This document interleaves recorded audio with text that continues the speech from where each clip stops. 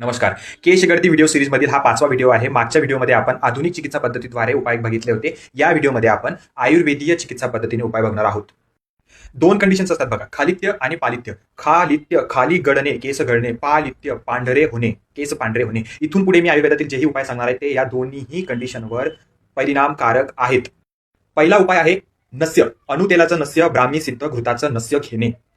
असे काही विद्यार्थी असतात की ज्यांचे केस हे वयाच्या आधीच पांढरे व्हायला लागतात. असे काही लोक आहेत की ज्यांना ताण घेतल्यामुळे केसचा गळायला लागतात. असे काही व्यक्ती आहेत की ज्यांना हेअरफॉल हा खूप क्रॉनिक स्वरूपात, जुनाट स्वरूपात होत आहे. ठीक आहे. अशा व्यक्तींमध्ये नस्य घेणे ही विधी परिणामकारक आहे. हे काय करते तर हे स्ट्रेस कमी करते. ब्राह्मी सिद्ध जे घृत आहे ते येणारा ताण हा नैसर्गिकरित्या कमी करते आणि आपल्या केसांच्या मुळांना पोषण देते. दुसरी एक अत्यंत परिणामकारक पद्धत आहे ती म्हणजे शिरोअभ्यंग, हेड मसाज.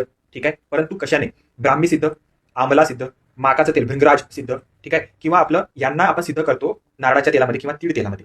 हे सिद्ध झालेले, हे याच्यापैकी एक किंवा या सर्वांचं एकदम एक्झॅक्ट मोजून मापून केलेल्या प्रपोर्शनमध्ये जे सिद्ध केलेलं तेल असते त्यानं अभ्यंगाचा पर्पज काय आहे? पहिली गोष्ट तर स्ट्रेस मॅनेजमेंटसाठी, दुसरी गोष्ट हेअर फॉलिकलला नरिशमेंट देण्यासाठी, आणि तिसरी गोष्ट म्हणजे आपला जो डोक्यावर आपण मसाज करतो त्यानं रक्ताभिसरण जे आहे, ब्लड फ्लो त्या फॉलिकलपर्यंत तो वाढतो, तो चांगला होतो, इम्प्रूव्ह होतो. ठीक आहे. हा याचा पर्पज. याचे साईड इफेक्ट आहेत काय? तर नाही, याचे साईड इफेक्ट नाही आहेत as long as you are allergic to that typical oil. ठीक आहे.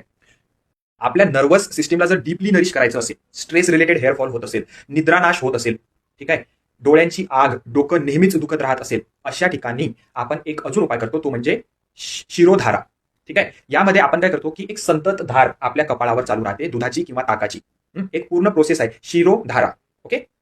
बघा, असे काही द्रव्य आहेत आयुर्वेदामध्ये की जे आपण ऑइलच्या स्वरूपात, काढ्याच्या स्वरूपात, आपण पावडर फॉर्ममध्ये, टॅबलेट फॉर्ममध्ये घेऊ शकतो. ठीक आहे. मी केशगणातील जे असे द्रव्य की जे केसांसाठी बेनिफिशियल आहे ते मी तुम्हाला सांगतो, वाचून दाखवतो एक प्रकारे. एक आहे भृंगराज, आमला, ब्राह्मी, अश्वगंधा, शिकाकाई, मेथी, जटामांसी, नीम, आझाडीचा इंडिका. ठीक आहे. लिंबू नाही, नीम मीन्स कडुलिंब, यष्टी मधू, हिबिस्कस, जास्वंद आणि नागरमोथा. आणि याच्यामध्ये एक नाहीये ते म्हणजे कडीपत्ता, ज्याचा मला पर्सनली फायदा झालेला आहे. कॅल्शियम रिच आहे ते. ठीक आहे.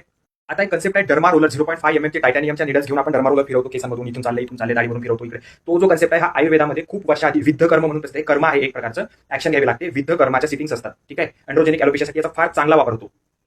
एक गोष्ट प्रकर्षाने आवर्जून लक्षात घ्या, आयुर्वेद ही पॅथी मुळावर आघात करते. व्यक्तीची प्रकृती समजून घेऊन शारीरिक, मानसिक, भावनिक आणि संप्रेरक गोष्टींवर सुद्धा ही एक प्रकारे इफेक्ट करते. याच्यासाठी वेळ लागतो.